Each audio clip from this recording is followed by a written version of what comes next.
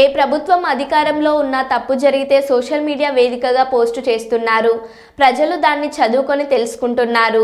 చంద్రబాబు తన చేతిలో ఉన్న మీడియాని ఆపగలడు, కానీ నేడు సోషల్ మీడియా ప్రభావం పెరిగింది. దాన్ని చంద్రబాబు ఆపలేడు. తమ అభిప్రాయాలను స్పష్టంగా ప్రజలు చెప్పుకుంటున్నారు. అంబటి రాంబాబు, గుంటూరు జిల్లా వైఎస్ఆర్సీపీ అధ్యక్షులు. ఇవాళ ఏ ప్రభుత్వం అధికారంలో ఉన్నా మీరు చేస్తుంది తప్పు అని అతను భావిస్తే ఆ తప్పుని సోషల్ మీడియాలో టక్కన పోస్ట్ చేస్తున్నాడు. లక్షలాది మందికి రీచ్ అవుతుంది. దాన్ని దాన్ని చదువుకుంటున్నారు, చూస్తున్నారు, ఒక అవగాహనకు వస్తున్నారు. That is the social media. దీన్ని ఎవ్వడు ఆపలేడు. చంద్రబాబు నాయుడు గారు మీడియాని మొత్తాన్ని ఆపేయగలడు. ఏ మీడియాని?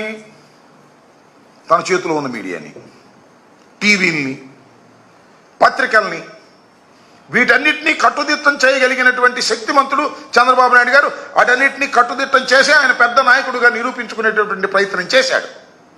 ఇవాళ ఆ మీడియా ప్రభావం తగ్గుతూ వచ్చింది. సోషల్ మీడియా ప్రభావం పెరుగుతూ వస్తుంది. ఇవాళ ఏ టీవీలో ఉన్న న్యూస్ పడితే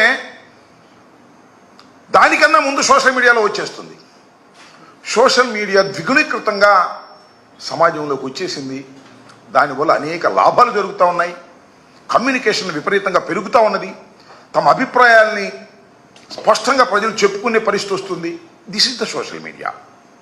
ఈ సోషల్ మీడియా వల్ల ఎప్పుడైతే ఒక మహత్తరమైనటువంటి మార్పు, విప్లవం వస్తుందో దాంతోపాటు కొన్ని దుష్ఫలితాలు కూడా వస్తాయి. దానిలో బూతులు తిట్టేవాడు, వాడు ఇష్టం వచ్చినట్టు మాట్లాడేవాడు, వ్యంగ్యంగా మాట్లాడేవాడు, భావ స్వేచ్ఛ ప్రకటనకు విరుద్ధంగా ప్రవర్తించేవారు, వాళ్ళు కూడా వచ్చేశారు. దీన్ని డివైడ్ చేసుకుని ప్రజలు ఆలోచించాలి, ప్రభుత్వం కూడా ఆలోచించాలి. ఏ ప్రభుత్వం అయినా కూడా. దురదృష్టం ఏంటంటే మొత్తం తనకున్న మీడియా మొత్తాన్ని చంద్రబాబు నాయుడు గారు ఉసిగొల్పే కార్యక్రమం చేస్తున్నాడు మా మీద.